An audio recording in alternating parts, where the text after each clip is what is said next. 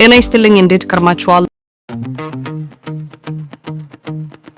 በቅርቡ በሰፊው መድረክ ኑዛዜን ትሰማላችሁ አለ ጋዜጠኛ ሶፎንያስ በይፋ ይቅርታም ጠይቋል።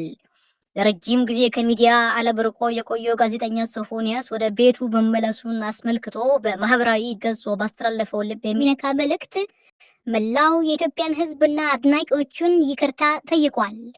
ጋዜጠኛው ባስተላለፈው ስሜት ቀስቃሽ መልእክት ተመስገን ለቤቴ በቅቻለሁ፣ መድኃኔዓለም ስለማረኝ፣ ለታላቁ ክብር ስላበቃኝ ደስ ብሎኛል ካለ በኋላ ወዳጆቼ፣ አድናቂዎቼ፣ መላው የኢትዮጵያ ሕዝብ አንገታችሁን አስደፍቻችኋለሁና ከልባችሁ ይቅር በሉኝ ሲል ጥሪ አቅርበዋል። በመቀጠልም ቅዱስ ቃሉ ይበደላችሁን ይቅር በሉ እንደሚል በማስታወስ ህዝቡ በእግዚአብሔር ስም ይቅር እንዲለውና በጸሎት እንዲያስበው ጠይቋል። ጋዜጠኛ ሶፎንያስ አክሎም እንደ እግዚአብሔር ፈቃድ በቅርቡ በሰፊው መድረክ ኑዛዜን ትሰማላችሁ፣ ብዙ የምናገረው አለኝ በማለት በቅርቡ ይፋዊ ማብራሪያ እንደሚሰጥ የገለጸ ሲሆን መልእክቱንም አትፍረድ ይፈረድብሃል በሚል ከባድ ማስጠንቀቂያ ደምድመዋል። እንደምታስታውሱት ጋዜጠኛ ሶፎንያስ ከተመሳሳይ ጾታ ግንኙነት ጋር በተያያዘ ተጠርጥሮ በማህበራዊ ሚዲያ በኩል ስሙ ሲጠለጠል የነበረና የቪዲዮ ማስረጃም የወጣበት መሆኑ የሚታወስ ነው። ይህንን ተከትሎም ድምፁን አጥፍቶ በተለይም ደግሞ ወደ ገዳም ሄዷል የሚል መረጃ እንዲሰራጭ በማድረግ ጠፍቶ ቆይቷል። አሁን በይቅርታ ብቅ ብሏል። ከይቅርታም አልፎ አትፍረዱ ይፈረድባችኋል በማለት ሌሎችን ለማስጠንቀቅ ሞክሯል።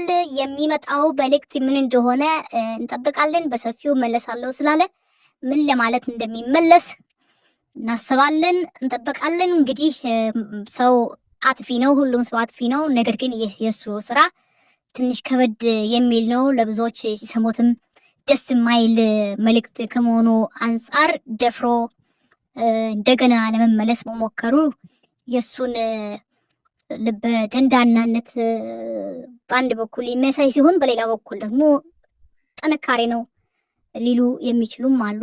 ምክንያቱም በዚህ ሁኔታ ውስጥ የተያዙ ሰዎች ብዙ ጊዜ መጨረሻቸው አያምርም።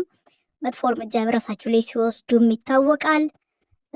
ከዚህም አነስ ያለ ጥፋት የፈጸሙ በህዝቡ ዘንድ እንዳጥፊ ህዝቡ እንዳጭበረብሩ የሚቆጠሩ ለምሳሌ የሌላቸውን የትምህርት ደረጃ ማዕረግ፣ እውቀት፣ ዲግሪ እንዳላቸው አድርገው ህዝቡን ሲያምታቱና ሲያጭበረብሩ የቆዩ ሰዎች አፍረው በዛው የቀሩበት ሁኔታ አለ።